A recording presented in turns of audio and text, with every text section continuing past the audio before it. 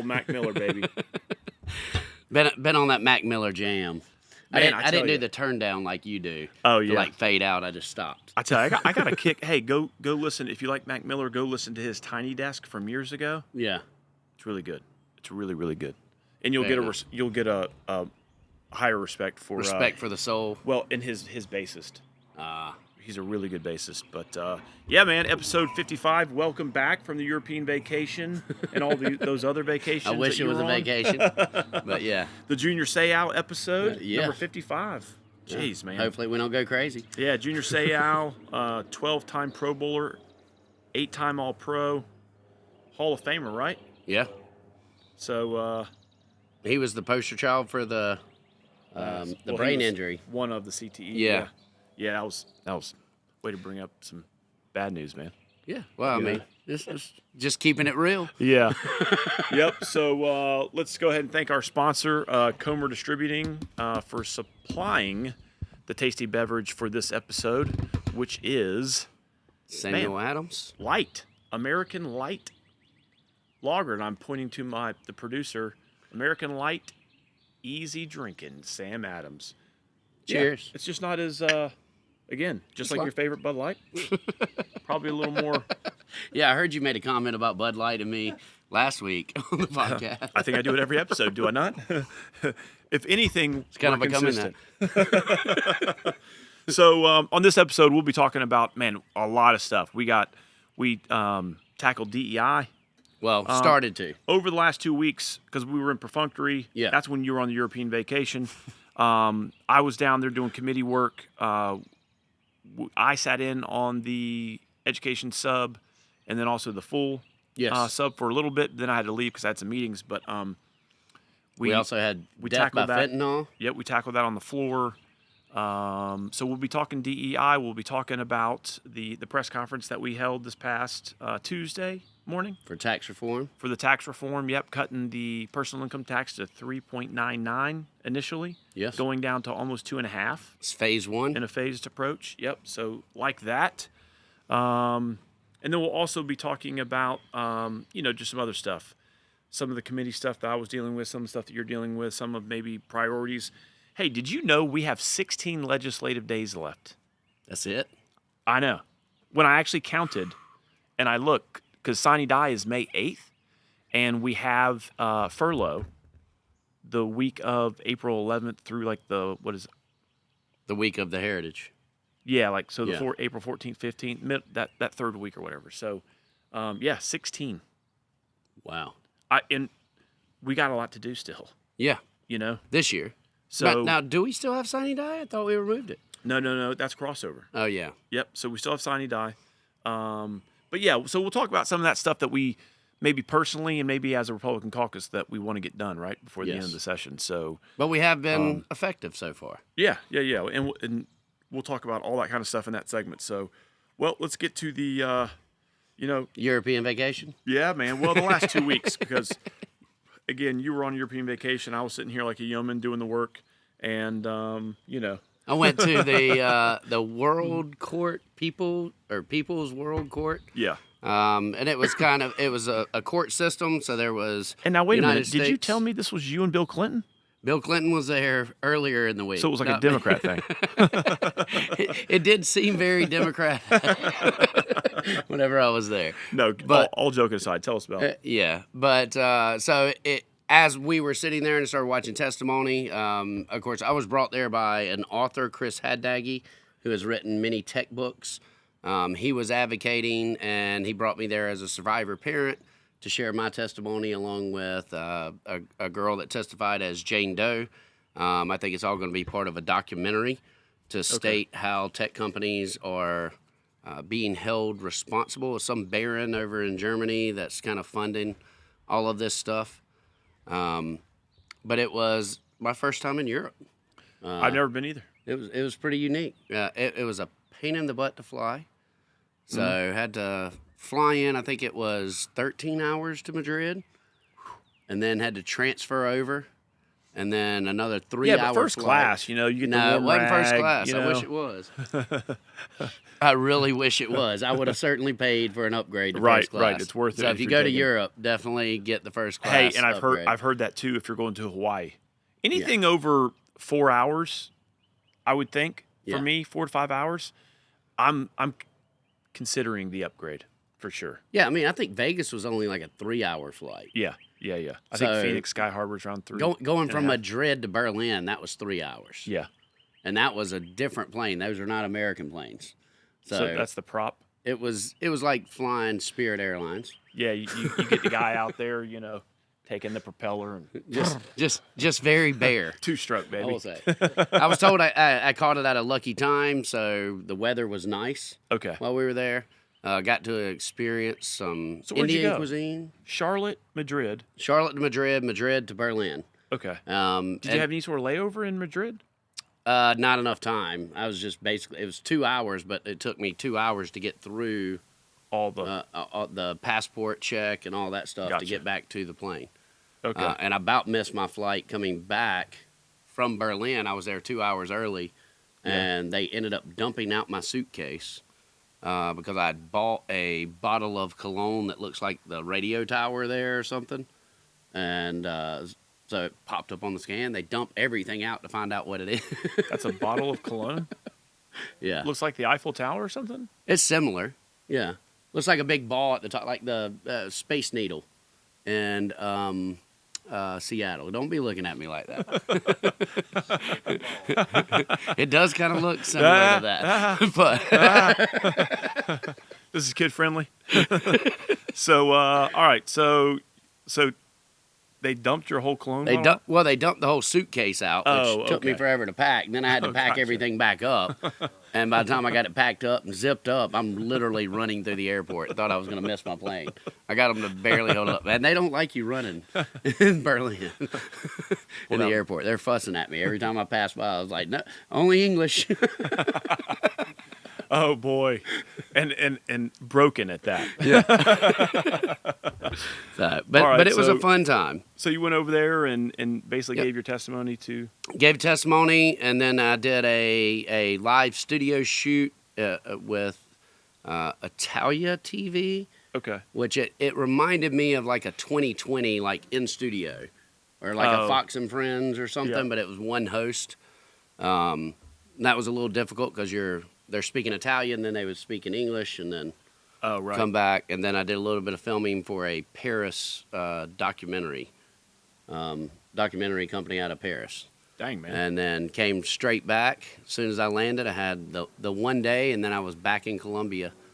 So it wasn't a whole lot of downtime, and I thought I'd be able to work on the plane on my computer, but I couldn't keep the charger plugged in because all the plugs wouldn't really hold right. Oh wow. It was a little bit not as fun as I thought it was going to be that way. Yeah. But the flying itself was like a total of 16 or 18 hours to get from one place to the other. No, thank you. So I don't want to do that again. Now, did you try renting a car and driving on the other side of the road or anything? No, Berlin, they drove on the right side of the road. Oh yeah. Yeah. What about Spain? I don't know. Oh yeah, you were just in the airport. Yeah. And that airport is huge.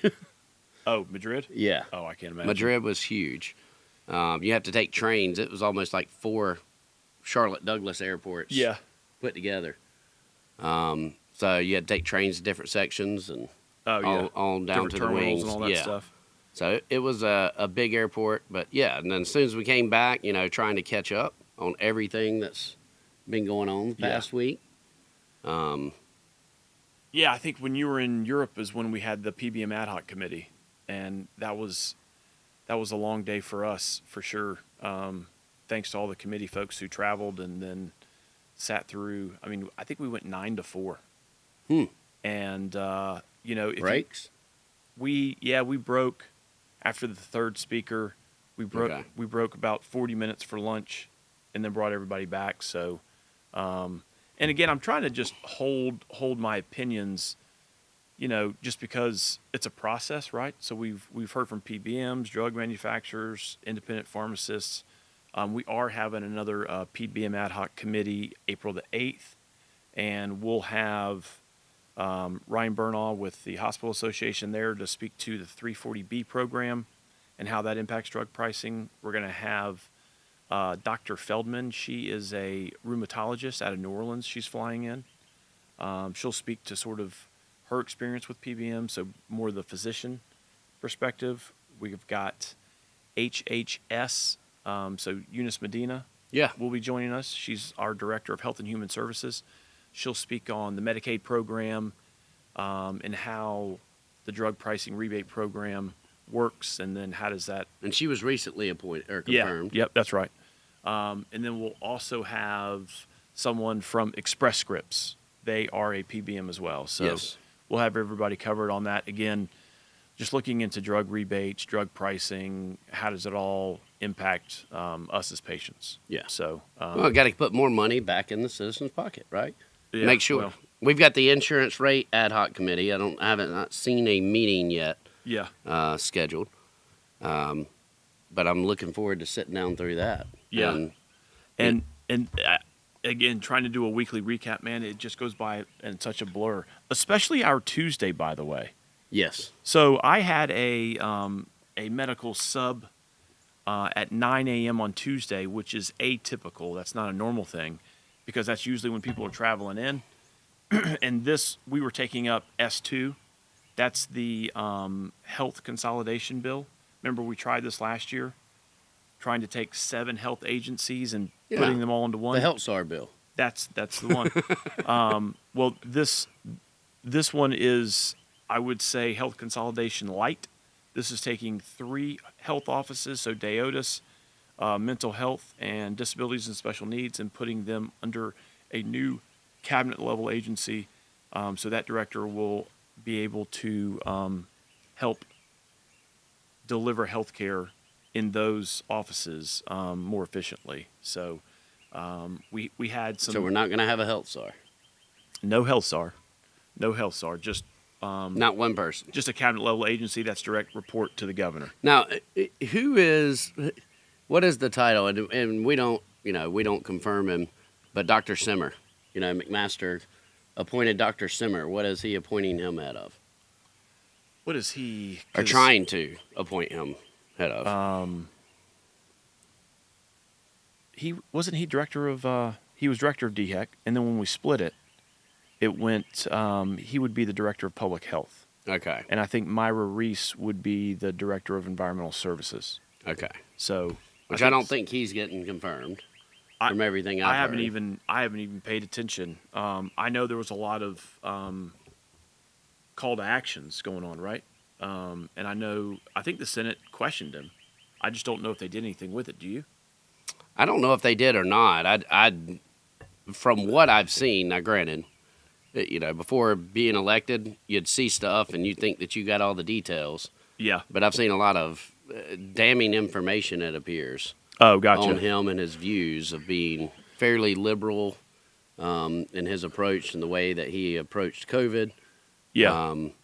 And some of the comments that he made throughout that entire process. Oh, right. So I don't think that there's an appetite to have a Republican majority in the Senate that has to appoint him I think you're right. to move forward. I think you're right. And probably I haven't paid a lot of attention to that just because we're not over in the Senate. Yeah. And who really pays attention to the Senate, really?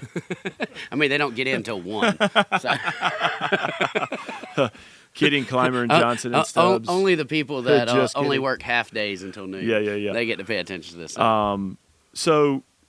So back to that medical sub. We had good testimony. Senator Tom Davis came over, explained the bill very well. We talked about fiscal impact. We talked about how this can improve the delivery of public health, right? And we also talked about how it's important to combine these offices under one cabinet level head that is accountable to a governor. Yeah. Because there's a lot of duplication in these diagnoses, right? You can have special needs, but also have a substance abuse problem. You can have mental health issues, but also have a disability or be in special needs. And a lot of what was going on was when these folks were, when it was Department of, say, mental health, if the person had a drug abuse problem, they said, "Oh, no, we can't help you here. Right. You got to go to Transferring back and forth, I think it was, 7 times just before this. they could get help. And because 2 of these offices were commission-led, it was hard to hold them accountable, right? The only one out of the 3 that are being consolidated, Deotis, that was basically drug abuse, substance abuse. They were cabinet level, but the other 2, mental health and disability and special needs, was commission-led.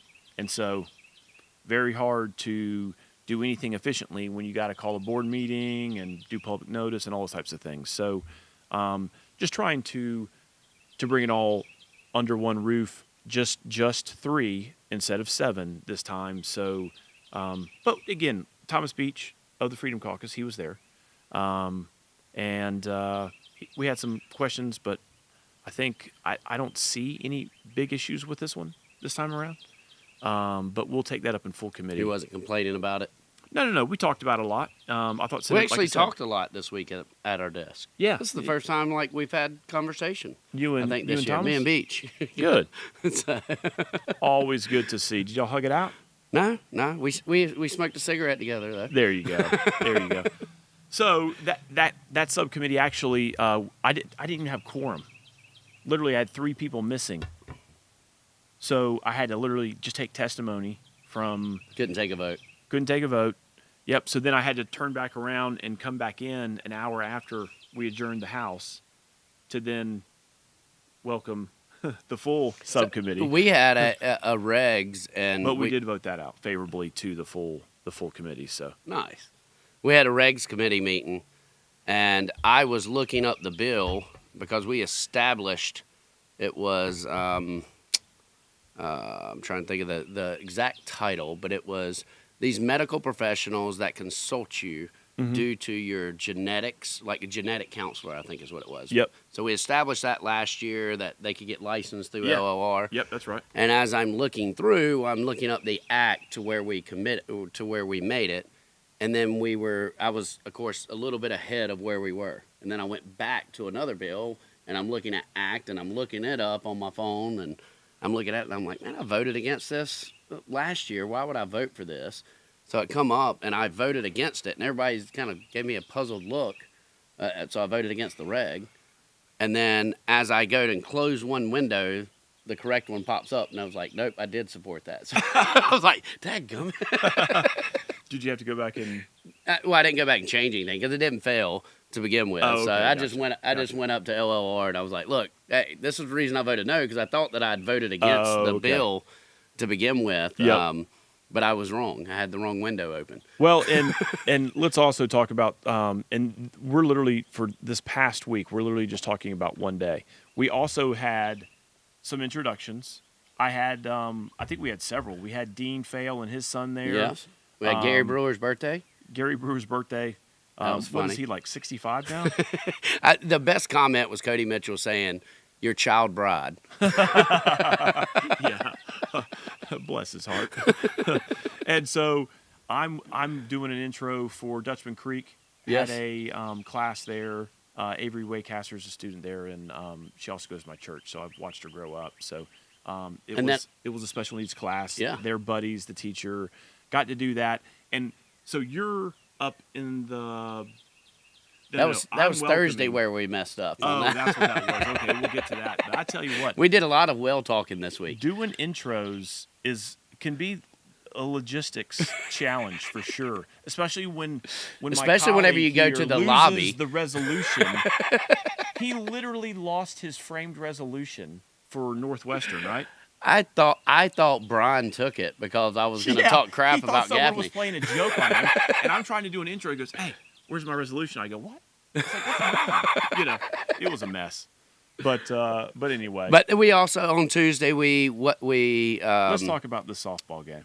Well, not even to the softball game, but on the introductions, some good Corey notes. Jones. Oh yeah. So one of our 2 listeners, I say, who was a page in the State House, was going off into the Air Force. So him and his wife were there. Yeah. And that's right. It's odd to say a page and his wife, but I know, right? Corey is a special individual, and what I loved is he would always ask questions that would actually make me go find the answer so I could answer him properly, and it would make me learn in the process. He's making you a better rep. Yeah. So it was pretty good, but best of luck to him. We did the introduction to him. And he was always talkative because our freshman term, when you and I sat together, he'd just sit over on the wall bench, and we just sit and talk about, hey, what were y'all talking about in that last episode? Yeah. And this and that happened. Yeah. And so he was just really curious, engaged guy. And a lot of the pages are like that now. Yeah, good luck to him. I think a lot of the pages are listening to us. Yeah, because he heads off to Lackland, I believe, down in San Antonio. So yeah, and thank you for your service, Corey, for sure. Yes, and he plans on coming back after military, going to law school at USC. Yeah. He even wrote in the introduction, like I asked him to give me some notes. He even wrote the premier university of South Carolina. That's right. Damn it! I guess he likes Heath more than me. Hey, he was a good page, man. That's what good pages do. He was just trying to kiss up. Yeah. For whenever he comes back, that's what it is. To round out Tuesday evening, let's talk about this softball game, which neither you nor I played in. That might have had an impact. That probably could have had an impact. Yeah. So for the first time, I didn't bring the guns. For the first time, that's right. In 40 years, the House lost to the Senate. Yes. In softball. Which the Senate had no female players. Well, Brian Adams said his wife played, but I don't remember seeing her up there at all. What are you trying to say about female players, man?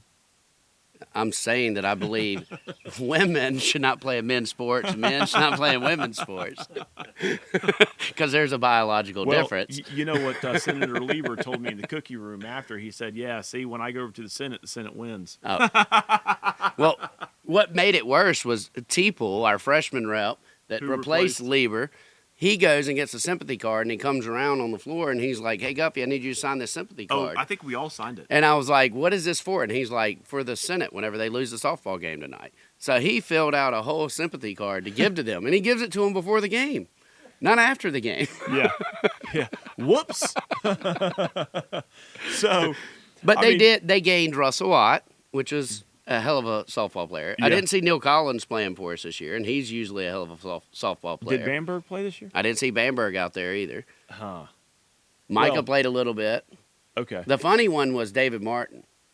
Oh, because he pulls his quad like in his first at bat. This is why old men don't play sports, because your body, you're not listening to your body. Okay, you still think you could run around like you're 17. Yep. And that's why I'm not out there on the field. That is correct. Hey, every time we play in the Miracle Park, wiffle ball tournament, I am aching for 4 days afterwards. And, all of my buddies are like pulling hamstrings and man, it's terrible. Well, they put David in center field. I mean, the guy used to be a quarterback at Coastal Carolina. So you would think he can throw, right? Well, evidently throwing a softball and throwing a football are completely different. I was up there heckling with Tommy, and I'm like, you throw like an App State quarterback. Oh, boy. Hey, and folks, if you have not heard Tommy Pope heckle, it was great. It's professional. Yeah. It is professional grade trash talking. Well, the first hit Lieber gets, it wasn't even a hit. I call them all errors. I don't know that Lieber actually had a hit. Yeah. But that's an error on the official scorecard. He pops up to third base, and Teeple's third base. Gets under it, drops it. I was like, Teeple, you don't have to have Lieber's permission to catch it. What are you doing? Holy But yeah, smokes. They lit us up right away. Oh, really? And took the lead early. And it was just on from there. Yeah. But yeah, it was a lot of fun. It was a lot more fun the rest of the week seeing everyone walk around like grimacing and groaning, and they couldn't like get down in their chair without like a grandpa lowering themselves. I mean, the Senate has Russell, then they got Stubby. So Stubbs played, and he looks like he was just raised at Cherry Park playing some softball. So then I mean, there was a lot of new talent, and of course they had all their pages.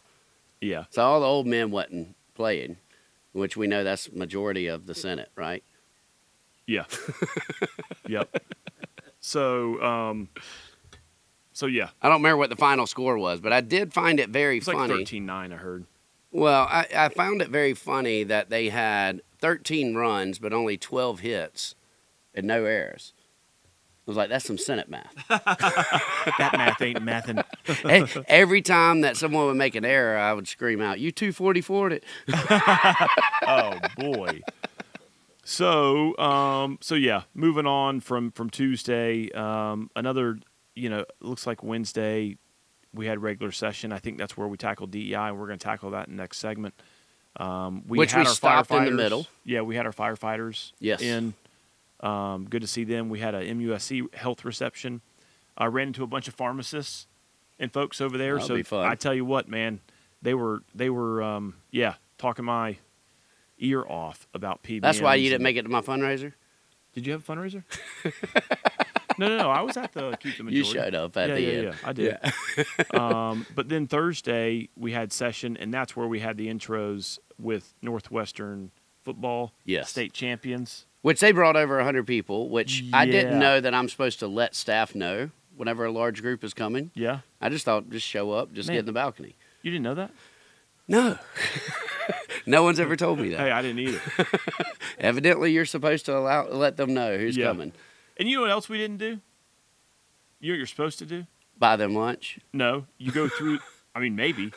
No, you go through their schedule and talk about the wins, and you talk trash to. I was trying to do that, rest of the but state. there's a reason why I didn't do that. Why? Because we were waiting for 5 minutes for rep sessions to get up to the balcony, Oh, that's right. and leadership was getting very frustrated that Yeah. we're just waiting on you to get upstairs. Logistics, man. I had just introduced the South Carolina Education Arts Association, Yeah. and they wanted to take a picture and talk. And so- I had to which was run great. down, and he was supposed to run right back up he's so I could do running my down, introduction. because he's in the balcony holding, and then we reverse. And so I'm holding while he's announcing Northwestern. So by the time I get up there, it's just, I think, the coach and the athletic director or something. And I said, hey, y'all scoot over a little bit. Let me hold this corner. And it was actually Coach Pierce ended up okay. coming down and holding it, I believe it was. wasn't Yeah. it? And it was Yeah. great to meet Coach Paige Wofford. Yes. He is the coach of Northwestern High School. And my man is a Stratford Knight, crosstown rival of my I Somerville mean, Greenway. all the smart people from Somerville have learned to leave and come to Football City, USA in Rock Hill. I did. And now you're just left with a bunch of Yankees down there. I did catch that you kept repeating. I mean, that's why Rock Hill is Football City, USA. I made sure that I put it out. The only person I was able to talk trash to was Niece. I was really wanting to give it to Gaffney, but we've only passed the first budget, so I figured it might not be good to piss off Harvey before the final budget. See, that's wisdom right there from a second termer. But yeah, all in all, it was a good week. And then I ran over after session, did some little more committee work and with some organizational stuff, and then I ran down to USC and met with Julius Friedrichsen again, just exploring options of how our state can utilize AI to improve and make more efficient government. Yes. In particular, In healthcare. healthcare.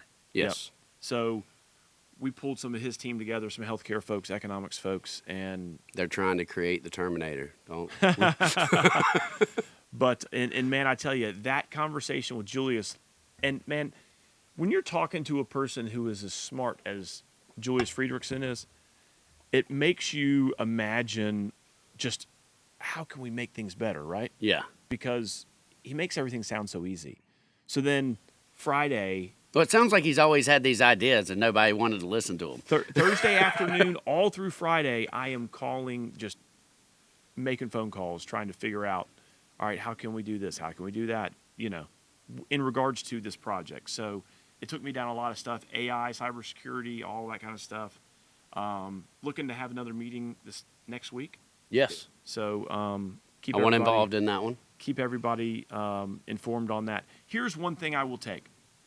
This is why it's so important. We've got to get the energy stuff taken care of, right? Yes. What I think there's a joint resolution over in the House right now. LCI's got to take it up. I talked to Subcommittee Chair Gil Gatch. He said he's going to take it up after the House furlough. We have got to engage on that joint resolution and get it read across 3 times because it sends a signal that we're serious about considering restarting VC Sumner. Yes. And the great thing about that resolution is it'll be privately funded, right? utilize some federal tax credits to offset 30 or 40% of the cost. Again, privately funded, so ratepayers aren't on the line. And then what we do is when those, 2 more reactors are up and going, you then bring in the balancing authority to manage it, right? Because the AI folks need. Okay, I'm telling me about my committee. Think about once you get the power source. Yeah.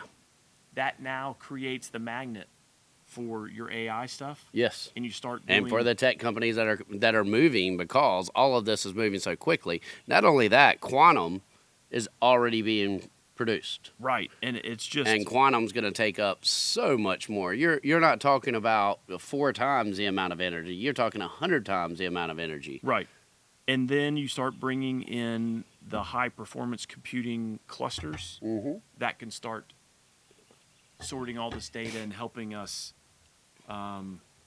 Just do things more efficiently. Just tell us what to do. But again, we become the computer slaves. It starts with the. Wait a minute, some of us already are. Who's on their phone all the time on that social media? Huh? Yeah. Gotta do it. That's why that energy stuff is so important, because then it's that first domino.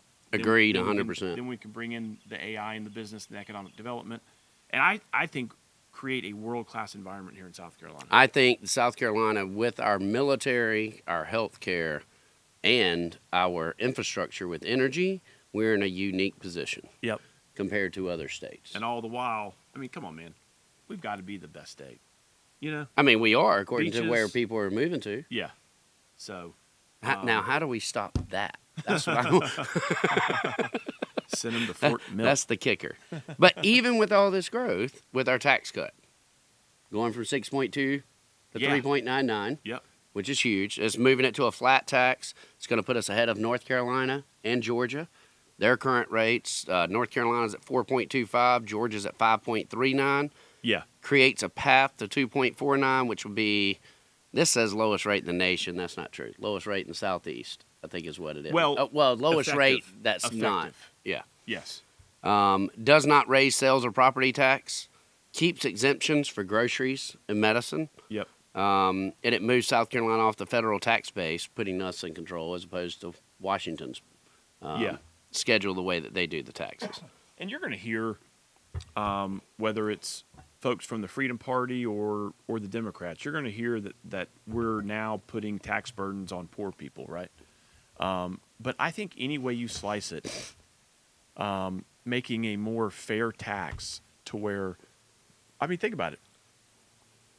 If you try to do a flat tax on sales, it's going to do the same thing of what.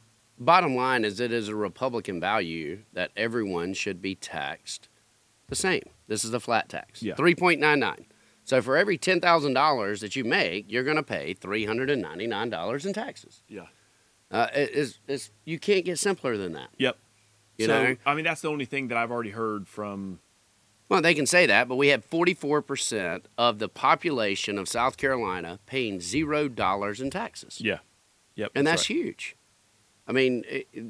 For the first time, I remember whenever Obama took office, was the first time that more than 50% of the U.S. population was on some type of government assistance. Yeah. Well, if you're not paying into the system and you're collecting from the system, you're on government assistance. Imagine that.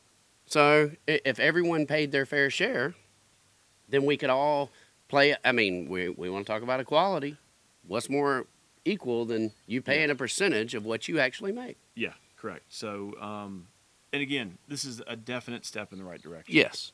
This is just phase one. You and I were, I think, prior to the session talking about going to zero, but we knew there was going to be some budgetary constraints. I think we will get there. Oh, I think so too. Yeah. I think this stair-step approach is probably wise. I think everyone wants to go to zero. Mm-hmm. But as we have learned, is whenever you move too fast and you don't take time to understand the repercussions, then there can be a lot more fallout than expected. Yeah. And that's what we don't want. We want to be pragmatic and strategic with everything that we do and make sure that we're not moving too fast.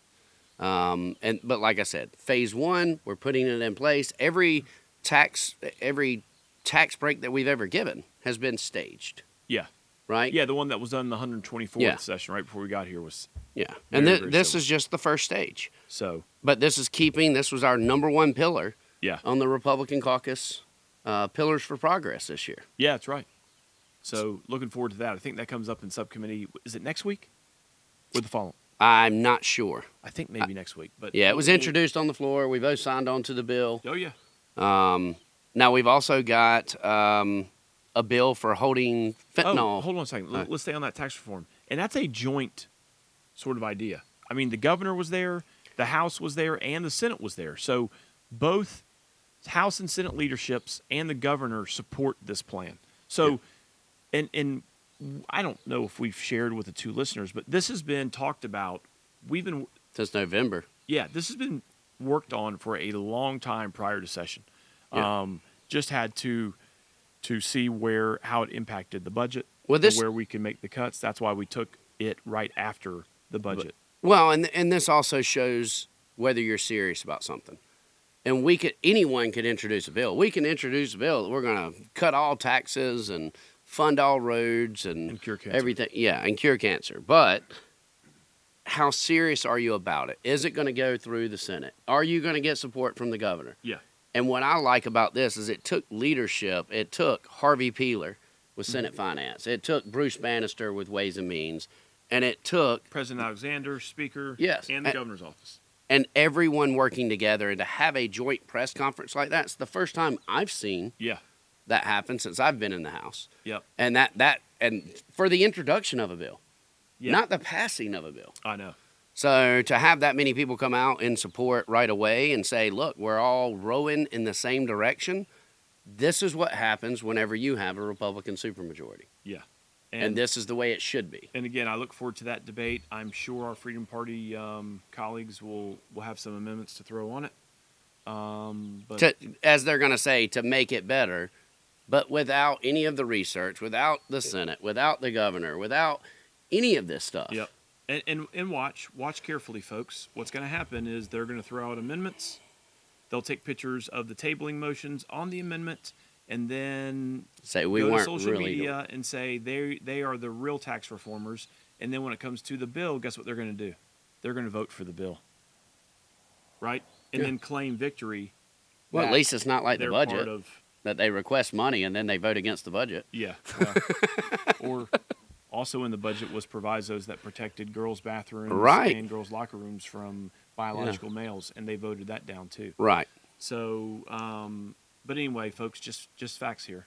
Well, That's the facts. we had some other things come through this week too, such as homicide or death by fentanyl, the Oh, yeah. drug-induced homicide bill, S-156, making it a felony up to 30 years in prison to provide fentanyl that leads to an overdose death, ensures dealers can't escape prosecution by blaming victims' past drug use. Yep. And And that was in judiciary, correct? Yes, Yeah. and that passed out. And now some of the parents and any of the parents that are watching, I've spoken to a few of you on the phone on this bill. Y'all were concerned about them requesting debate on the floor.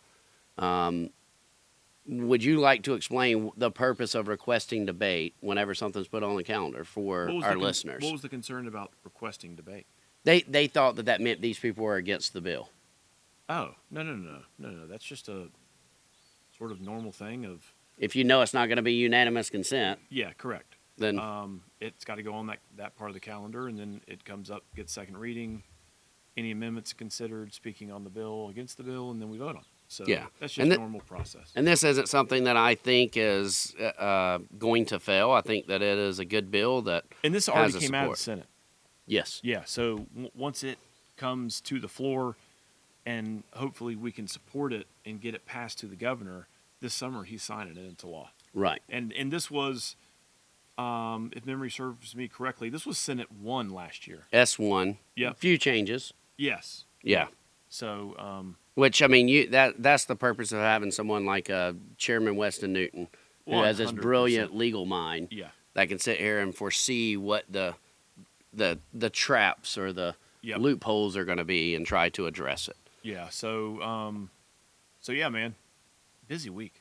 Yeah. Well, we still got a few more.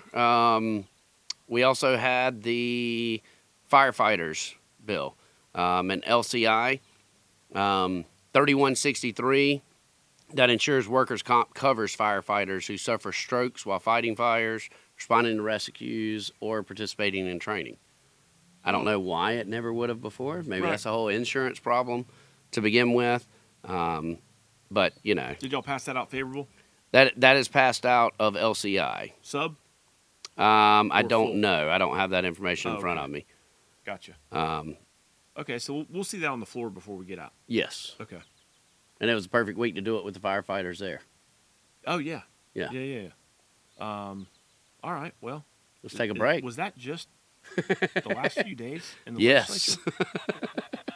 Ooh, I'm whooped just talking about it. And people were saying, y'all didn't really get anything done on the floor. But even on Thursday, we were trying to have debate on bills. Oh, yeah. And everyone was like, what are we doing? Why are we debating bills on Thursday? That's right. All right, next up, we'll talk about DEI. Yes. This episode of Pints of Politics is brought to you by Comer Distributing. Comer Distributing Company is a wholesale beer distributor located in Rock Hill, South Carolina. Founded in 1971, Comer is a family-owned business that distributes beer and other beverages to York, Chester, Fairfield, Lancaster, Kershaw, Lexington, and Richland counties.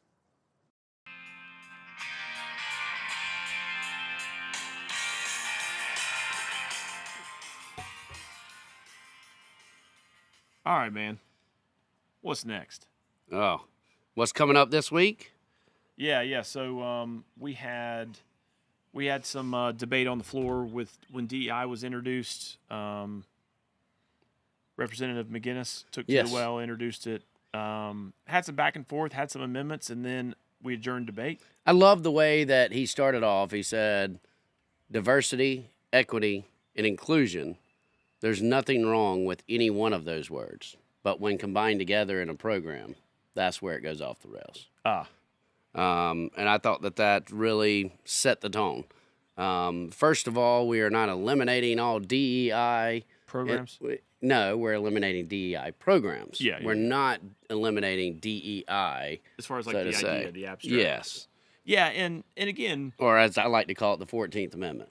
right. And I've talked to folks about, I think the crux of this is what is DEI and how do you define it, right? Yes. Because, and maybe that's where the struggle lies, is what one person says is DEI, another person says a slightly different version, right? And so We kept hearing a lot of affirmative action being well, compared to DEI. and I got some emails, and one of them said that equity is defined as equal access to opportunity. And I said, that's funny that you say that, because other folks would say, no, it's about equal outcomes, right? Yes. And that's what I have a problem with. I have that equality to me is equal opportunity. Correct.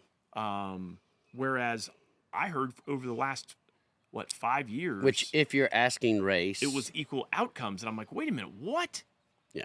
That's not, you can't do that. No, and whenever we're talking about equality, if we're trying to have equality, if you're asking race and making decisions based on race, sexual preference, any of these things, then that becomes an issue. Yeah.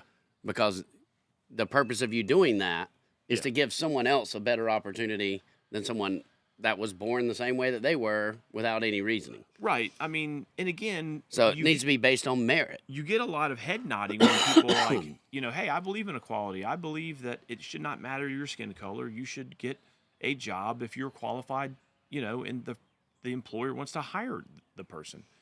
I don't care if you're gay, straight, black, white, brown, don't matter to me. Yeah. Right? And you'll get a lot of head nods all around the room, but then people will still come up and then say, hey, you're racist if you support this bill. And I'm like, wait a minute, what? We were all just head nodding that we all believe in equal rights and in equal opportunity. And so again, that's where I think the debate lies, is how do folks define it? Let's say where the bill is right now. It prohibits any state or quasi-state agency from creating or supporting offices or units that promote DEI unless required by state or federal law. Right. This prevents each entity from having a DEI office, and by quasi-state. So courts, Santee Cooper. Well, quasi-states, any entity with legal separation from the state, which the state has no direct control over, but for which the state is still accountable for purposes of financial reporting. Yeah. So, like you said, Santee Cooper. It also bans state and quasi-state agencies from requiring or soliciting DEI statements from individuals and using them to offer preferential treatment in hiring or admission. And so let's talk about that one in particular, because I think there was parents of kids who were applying to colleges who, when on the application, they had to sign a DEI statement, right? That said that they believed in diversity, equity, and inclusion, and that's going away. This bill says, no, you cannot mandate that someone, the Freedom Party would call this a blood oath. Yeah. You know what I mean?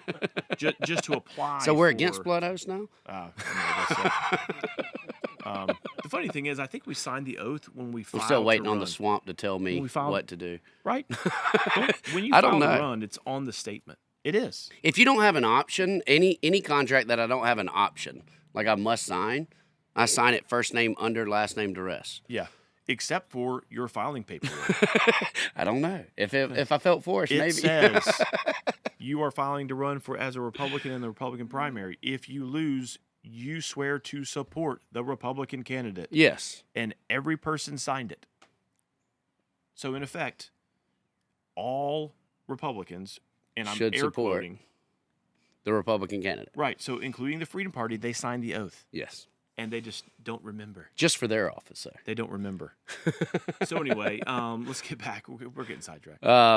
But so this also prevents preferential treatment in employment based on race, sex, color, ethnicity, gender, or sexual orientation, ensuring equal treatment in all state policies and actions. Now, granted, like I said, this is where the bill sits right now. Yeah. I'm sure that there will be some changes coming to it. And did I hear that right? That this bill is focused on K through 12 education, higher education, and government. Correct. Okay. So this is not. This isn't us controlling private companies. Yep. Okay. Which is one big thing. Now, one of the questions that we had was if you're applying for a grant, such as, say, a Pell Grant, and it requires something to do with DEI. Yeah. We can't eliminate that out. That's right. So this is something that we have to require or wait on the federal government to do. Yeah, right. You are now waiting on Congress and the president to delink that. Right. Yep. This also prohibits differential treatment, which is the intentional act of treating individuals or groups differently based on protected characteristics, and prevents them from providing special benefits to an individual based on race, sex, color, ethnicity, gender, or sexual orientation. I had some people that were really worried about this eliminating female sports. That is just not the case. What do you mean? People just twisting the word, saying, this is saying you can't have female-only sports. Okay. And that is not true at all. Yeah, because I actually got emails from all over the place. I mean, one of them was, hey, I heard that this keeps schools from participating in Special Olympics. And I'm like, what? And so I literally wrote back, show me where whoever's telling you this or whoever's emailing you this, please ask them what section of the bill are they referring to. Yeah. And I've yet to get any replies. Yeah. Right? So I would always, if you, folks, for the two listeners out there, if you hear any sort of misinformation, whether it's a bill or just in life, say, what specifically are you know what I mean? You got to drill down on where are you getting this information from, because people just pull out. It's surprising to me that you will repeat just stuff that you hear without ever verifying, right? Right. And so that's what I think a lot, these call to actions that we get via email. It's just because they're being told something. Yeah, right. But I mean, that's the way a lot of our news is as well. Speaking of, like you were talking about, reporting again, stuff and sure saying things. This does not do anything to Title IX, folks. So, Title IX Title IX landmark federal civil rights law that prohibits sex-based discrimination in education programs or activities receiving federal dollars. Okay? Correct. It doesn't touch that. That's still in place. And it also provides whistleblower protection. So if someone reports an issue, Yeah. you're not going to get targeted because you reported this issue. And it affirms that the compliance with state and federal law is not prohibited by this act. Okay. So we have to comply with state and federal law that is currently in place. And then it has the separation clause in it. So if any part of it is deemed unconstitutional, Severability. excuse me, not separation. No. So Same we're going to hear next week, what we will hear is how every Republican is racist, sexist. I know. It's just going to, and there's going to be a lot of our citizens that might say, well, why don't you get up and defend yourself? And sometimes you just need to let an asshole stink to find it, right? Yeah. Well, and again, this is a sensitive issue to a lot of folks, and I get it. But this is basically saying that we're going to treat everybody fairly and equally in K through 12, higher ed, and in government, where we can, right? Where we can make an impact. And I thought that's what the equal rights movement was about when it originated. And it sucks that we're going to go through the name calling and that debate, because we're trying to build relationships, and I think folks are taking this personally, which I get it. It's a party platform. They need to fight against it. It is a sensitive issue. But we need to talk about what's actually in the bill. We don't need to try to obfuscate, blur, and, tell fibs about what's in the bill when you know better, when you know it's not. And so this isn't about... We should save that clip for every bill, because the Freedom Caucus does it too. This isn't about, and again, what's your goal? Do you want to be viral or do you want to govern? And I'm here to govern. Yeah. So, and I look forward to having honest discussions with good faith folks, but I'm not going to get into, as you said, what people asking, why don't you defend yourself? Yeah. Look, when you're dealing with folks who aren't dealing with a set of facts that you are, what's the point? Right? Or refusing to look at it that way. Y'all know where we stand. Yeah. Y'all, speaking as a father. Folks in York County know you more than me, because you grew up here, where I've only been here almost 20 years. All the rich people know you. Yeah. And so all the poor people know me back home. That's where I come from. But yeah, I mean, look, man, let your life speak. Yeah. Okay? How you treat your brothers and sisters that will speak for itself. If you want to be, as you say, an asshole, you go be an asshole, but your life will speak to that. Yeah. If you want to be kind and thoughtful and try to, have some character to you, that'll speak for itself as well. I agree with that. So, and we'll see how this week goes, but it's just been, I don't know. It's always, we know it's going to be a battle. We've seen the games that were being played. Rep. McGinnis tried to even start reading the bill, and it was objection to not even allow him to even read the bill before they would argue and then say it was a poor explanation. They used up 20 minutes of calling objections and wouldn't even allow him to read the bill. Yeah, and again, you're going to see parliamentary tricks of procedure, just like our Freedom Party colleagues do, when they're, when they want to hold stuff up. Yeah. We got a bunch of that. And again, some of it, I even played into. I think we had a rep ask for a 15-minute break, and I said I would have been with you if you got us 30. Yeah. That would have given us time to go eat dinner with the firefighter and the Chiefs. 15 minutes, you can hardly get down the steps. True. Now, have I ever discussed about my sons all being different races on here? Yeah, I think so, but essentially, I've got 3 boys, a Hispanic, red, white, and blue, a Hispanic, Caucasian, and a biracial son, all by the same woman. Mm. And everyone says, well, how is that? And it was all based on skin color whenever they're born versus my wife's ethnicity and my ethnicity and the way it's choosing. Now, do you not think Gavin and Cohen, whenever we want to talk about equal opportunity, because Gavin was Hispanic, Cohen was listed as Caucasian, do you not think that there was a difference in scholarship and colleges sending information? I assume they're probably... Which, I mean, the Supreme Court ruled what was affirmative action can't unconstitutional. be used in higher ed. Yeah. Yep. Um, Hey, and did you know, my grandfather on my dad's side, 100% Hispanic. I have never once checked that I'm Hispanic. yeah. Even And, though and I've never called you a on this show.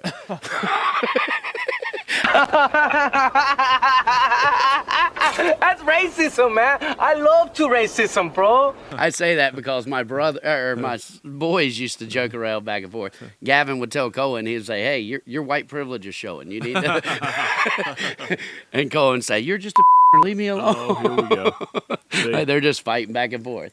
So, I mean, and really it has nothing to do with the skin color, ethnicity. I think that we are all American. And this, at a time within history, was certainly needed because of the disparities that were there. Correct. But I feel like we have fought so hard for racial equality that now we are starting to segregate again. I know. And everyone's living off identity politics.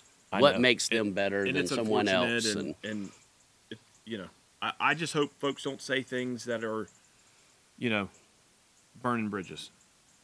Well, You know, we'll see how it goes. so yeah, we'll have that this week, and we'll see what happens. Stay tuned.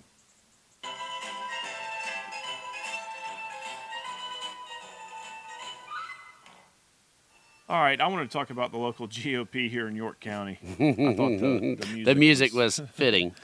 Yes. Well, you know, we raised sort of awareness on some of the behaviors and practices of the current leadership of York County GOP. They have been hijacked by the Freedom Party, and they do not represent what I would say is the Republican Party. It's lie, cheat, steal to get in power. Yeah, and it's consolidating power amongst an executive committee.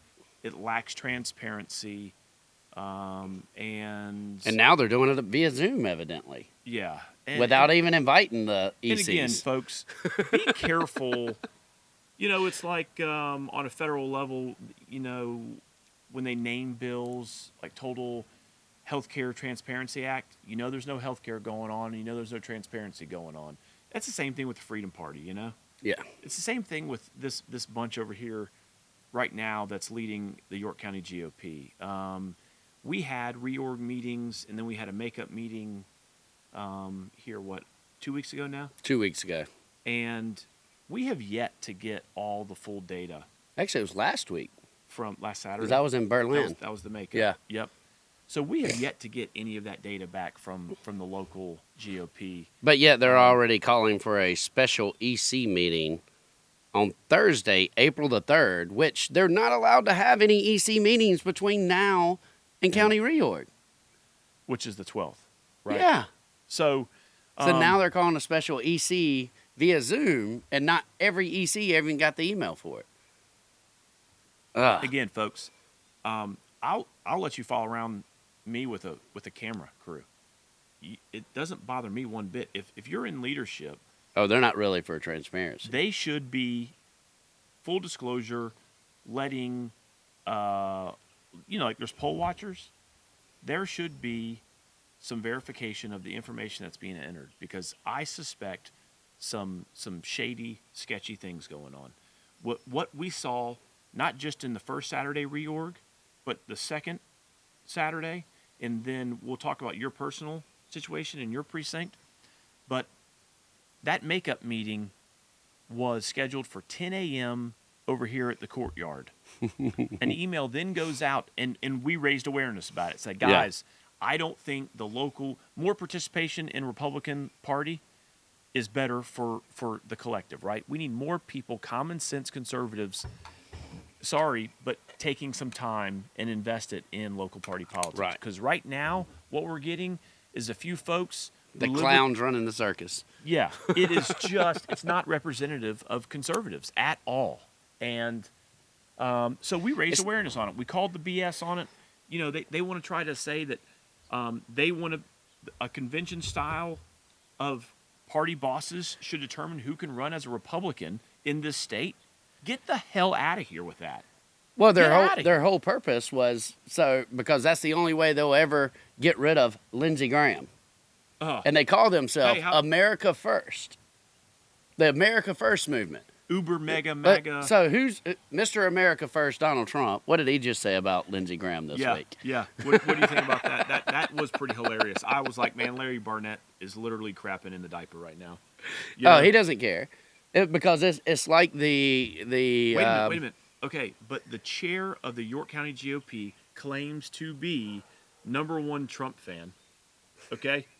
He wears a Trump hat, a Trump banner, and a Trump leather jacket, all with the same outfit. Okay? He is serious MAGA. It's like Michael Jackson of MAGA. He then turns around and craps on Lindsey Graham, say he's a swamp creature, rhino, really he's a pocket liberal, whatever. I love the hee. And then his idol, President Trump, then turns around and endorses the swamp creature. So, you think our chair of the York County GOP is feeling a little conflicted right now? I'm sure he thinks the swamp just told Donald J. Trump what to do. Yeah. So and I will say this, like Lindsey Graham or not, yeah. Imagine any other candidate having $100 million campaign spent against them. Yeah. In a general election, like the Democrats did against Lindsey Graham last time. Jamie Harrison. So let's say you're a supporter of this Mark Lynch guy that's running against Graham. I don't know anything about him. I heard he has four people who's supporting him right now. I don't know, but I know he's announced running. You know, got to give credit where credit's due. If you're willing to put your name out there, Yeah. respect for that. But let's say he ends up winning. Is he going to be able to combat $100 million campaign against him from the Democrats, or will South Carolina just simply end up with a Democrat senator? Some may argue, well, Lindsey's a Democrat already, but our president, check the Supreme Court, that was overwhelmingly supported, said, you know what, I want Lindsey here. Yeah, he said Lindsey's a friend. Yeah, he's conservative and he supports him. Right, and I'm sure it's not because of Lindsey's golf game. So, back to our local county party politics here. So, we raised awareness and all that kind of stuff. So, instant shadiness on this makeup meeting. It starts at 10 o'clock. Guess what? An email goes out from our local party chair. He says, hey, the swamp is calling on all creatures to get out there at 10, so get there at 9:30. Get there early. First come, first served to sign up to be a county delegate. Yeah. We're like, wait a minute. Is it 10 or is it 9:30? Right? No, they just change it. So then at the last minute, this thing starts at 10 o'clock on a Saturday a week or so ago. An email then goes out again and instructs true Republicans to get out at 9 instead of 9:30 because the 9:30 email got leaked to all these rhinos, I guess. So we have some folks show up at 8:30 just to make sure we're monitoring for the integrity of the process. Now, this is the same guy that thought that the swamp hacked his email, or Nigerians. Yeah, those were the only two options: the establishment or the Nigerians. But one of them hacked his email to get people to sign up for Amazon Prime. Or just not everybody agrees with him. Wow. So anyway, so we have folks there at 8:30 just to be sure. I get there at 9:30. You're there. No, you were. No, I was in Berlin. It was me. I think I saw Ligon there, and again, Ligon wasn't even signing up. He's in Chester County, but he was there. He's in York County. He was there, part of his district. I'm saying. Yeah. And so he was there. Actually, Wes Clymer was there. Tommy Pope was there, and this was different than what you experienced. Like you went to your precinct, which you had a table, right, and then y'all voted, right, on who was going to be EC and who was going to be precinct officers. All right, this was not that. This was basically a line for a ride at Disney. You filled out paperwork. You showed your ID. Your voter ID. Your voter ID. You went to the cluster of which your precinct was in, and then they said, do you want to be a delegate? Do you want to be a state delegate? Do you want to be a county delegate? Yes, yes. Okay. Sign here. All right.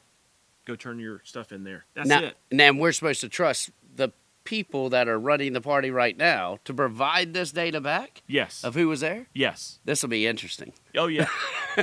It was pretty wild because I'm standing at my cluster waiting to get checked in, and all of a sudden people start coming up and just putting paperwork in a pile. And I'm like, wait a minute, where'd that paperwork? You know what I mean? It was just, I don't know. It was an odd. Everyone was nice, don't get me wrong, but I don't know if I will trust the results of what's coming out. And that was just makeup Saturday. Well, while I was in Berlin, you made me forget all about this. No, that's what I'm saying. I want you to talk about what happened in your precinct and your voting. Because tell the story. And I think I talked about it on the last podcast. Like, I showed up to the original precinct reorg. Yep. There was one other lady there within my precinct who is currently, I think she's the precinct president. Ryan Fisk is the executive committeeman. Okay. And myself, I am the vice president. And I have been the precinct president. Yes. Currently. Oh, before the meeting. Yes. And I have been precinct president for 8 years prior. Right. And I stepped away after everything happened with my son and said, let somebody else handle this. Yeah.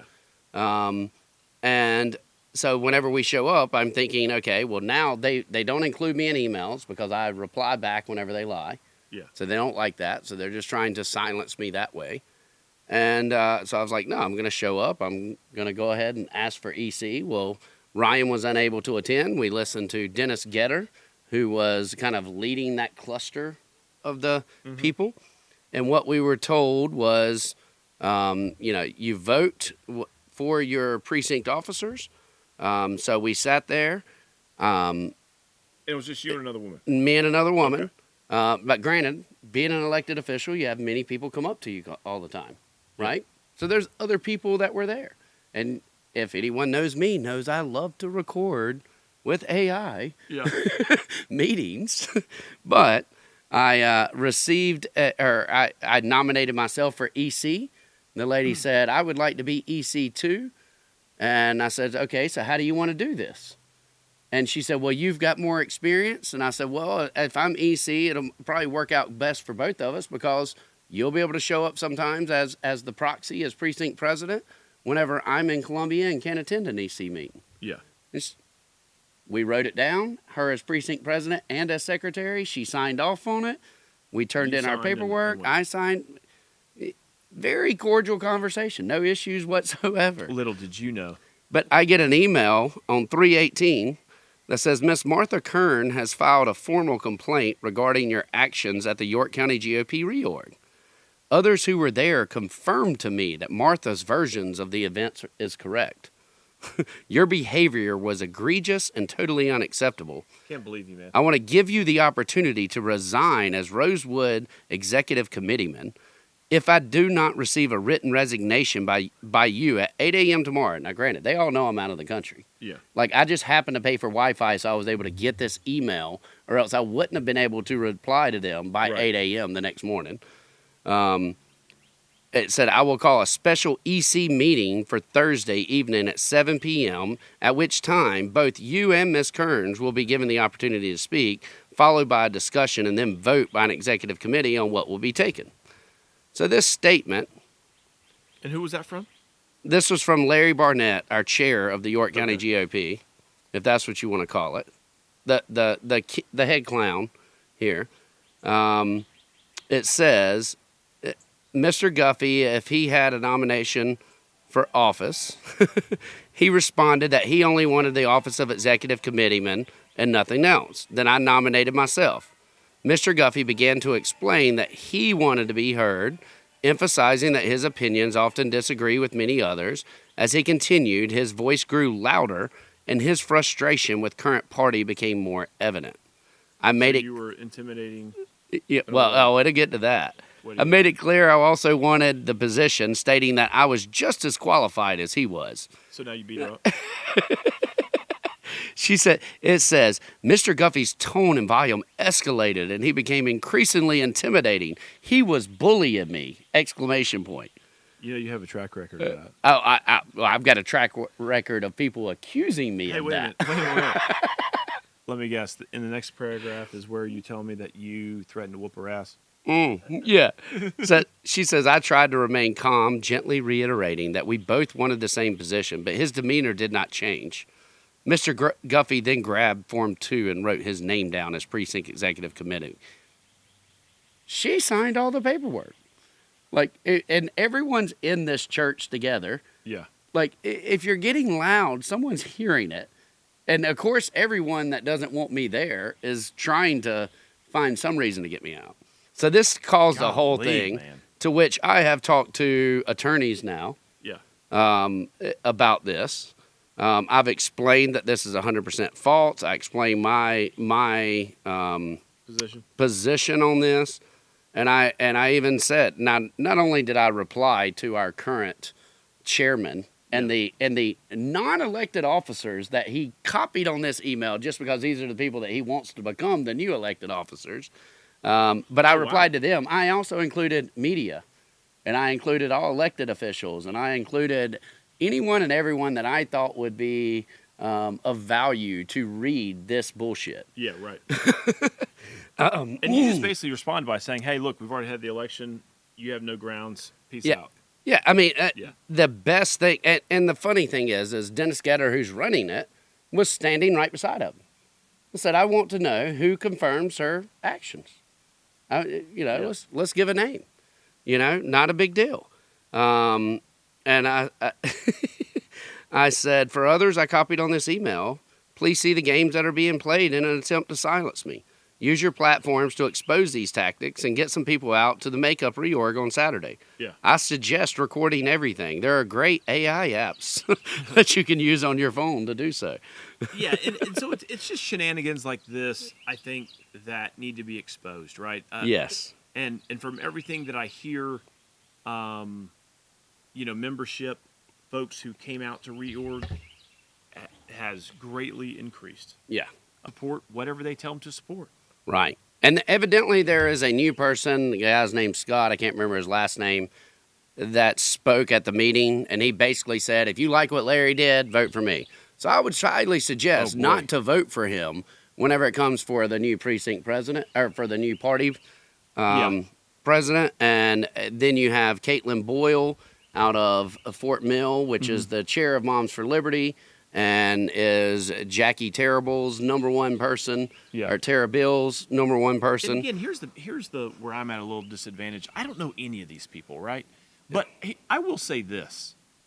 If you have someone running for chair that says, I'm going to run it just like Larry Barnett, man, don't vote for that guy. Right. Okay? Look, Larry Barnett wants less participation in party politics. He wants folks who only agree with the way he sees, or whoever will contort themselves to his definition of a conservative and or a Republican. He does not want honest discussion. He doesn't want honest debate. He is not transparent in the way he's run the local party. And those are all things that are just totally antithetical to how I would run a Republican Party. Right. It just is, man. I don't have any problem with folks disagreeing with me on policy issues. What's the problem with that? Look, have a differences of opinion. You put something to a vote, and win, lose, or draw, you're still a conservative, and you go to the next policy issue. Move on. Well, it should be. God. I can't stand how folks have made this like life or death, that just because you disagree, oh, now you're a communist. That's ridiculous. That is, and I really want to cuss, but I'm not. That's just ridiculous. I mean, if you don't think there's differences of opinion within the conservative spectrum of elected officials, you're kidding yourself. Let's see how that works. And we can do some of this offline, but that's just some of the stuff that we're dealing with here in York County when it comes to local GOP politics. It doesn't have to be this way, folks. Imagine a world of which you can help build and not that Larry Barnett can build, okay? We can do better, okay? I promise you we can do better. So, I mean, it's not his fault. He was hacked by the establishment in his email. Yeah.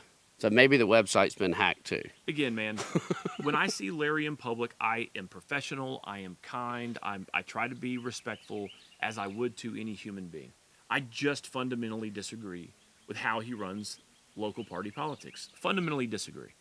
I am opposed to closed door things like that lack transparency. I just think he's an idiot.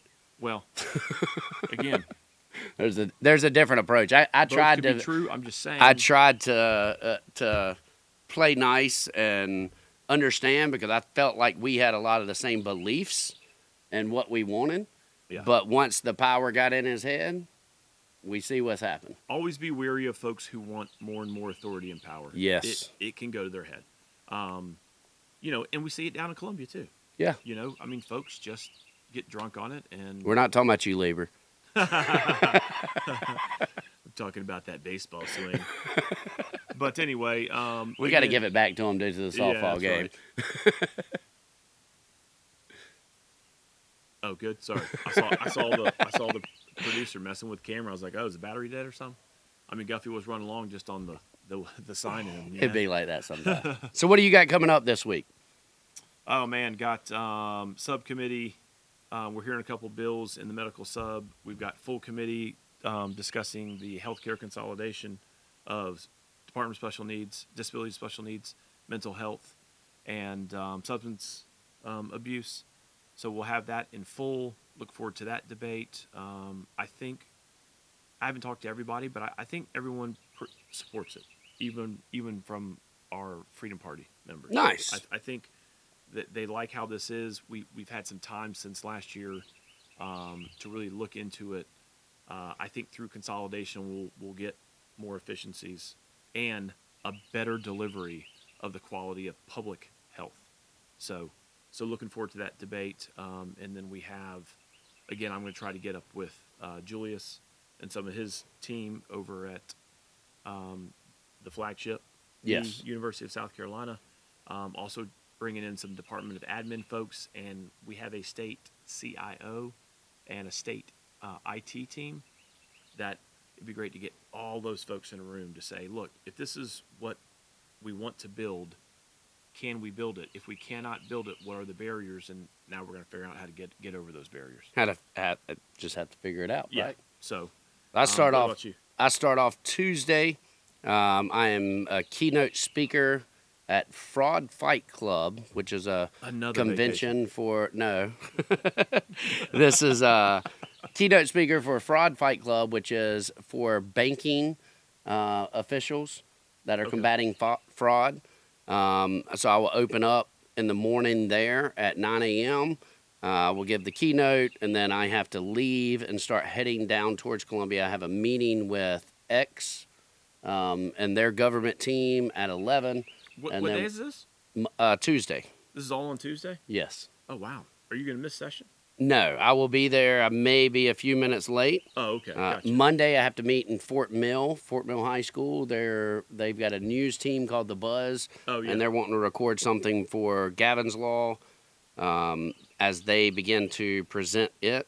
Okay. And then we've got an LCI meeting midweek. But other than that, I am, Yeah. just going to be hammering it out. Well, And we missed our midweek sip this week, so we've got to make sure we get to it. Yeah. Well, This coming week.